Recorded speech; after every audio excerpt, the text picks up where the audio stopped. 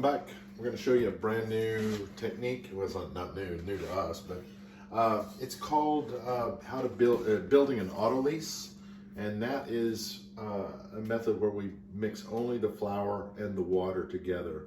Autolyse means literally to self-digest or self-destruct, and by doing this, by adding the water and the flour together separate or without salt or yeast, it allows that gluten to start building together and builds a better network.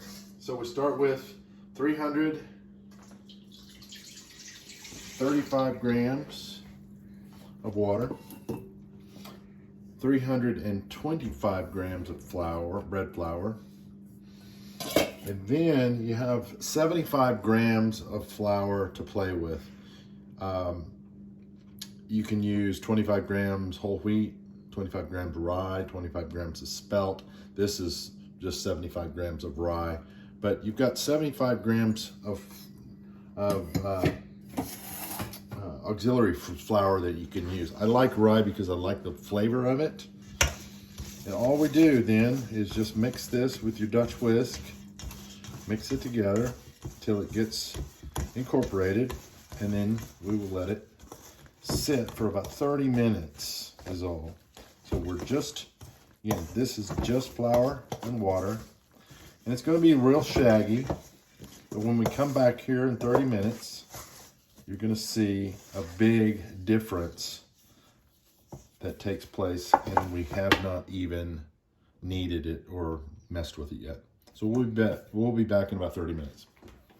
Okay, it's been about 30 minutes. So now take a look here, and you're gonna see what happens. See, already that gluten is starting to come together all by itself without mixing. So just by letting that set and rest, you're getting nice, stretchy gluten network already. So that's called an autolyse. So to that then, we'll add our 75 grams of starter, and then just fold that in itself like this. Just fold it in. And you can see just how stretchy that is already. And that's really important in a high hydration dough like this. This is 85% water, so it's pretty high.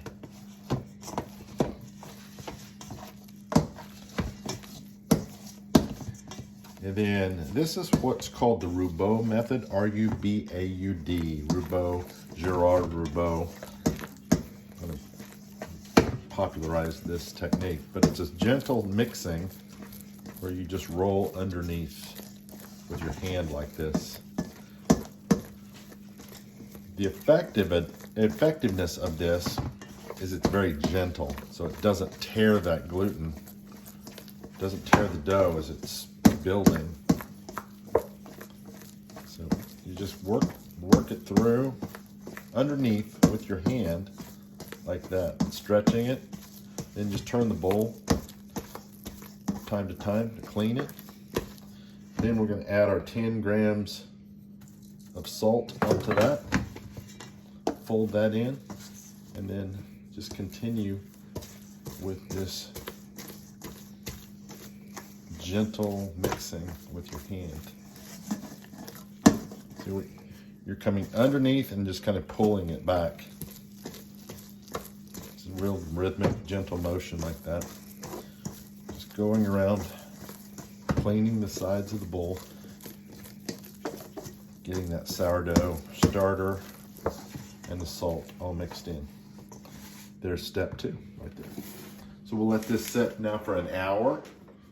Come back here in a minute, in an hour, and I'll show you how to finish that out. Okay, it's been an hour. Take a look here, see what your dough should look like. It's going to start getting smooth, and it's because it's high hydration, means a lot of water in it. It's going to kind of be flat like that. So what's important though is you stretch that. See how that is holding together? So we stretch that And again, we're reaching underneath. We're not tearing it. We don't want to tear the structure, but we're just coming right underneath there. See how it's cleaning the bowl? Like that. You're just stretching that, tightening it up as it goes. And then you'll see it come together each time that you stretch it.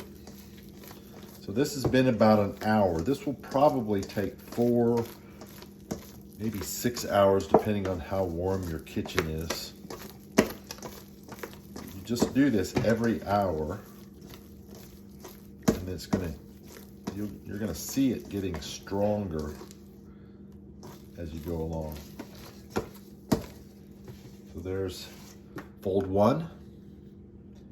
Keep doing that, like I said, 3 to 4 more hours, and then it should be ready to bake with. Good luck.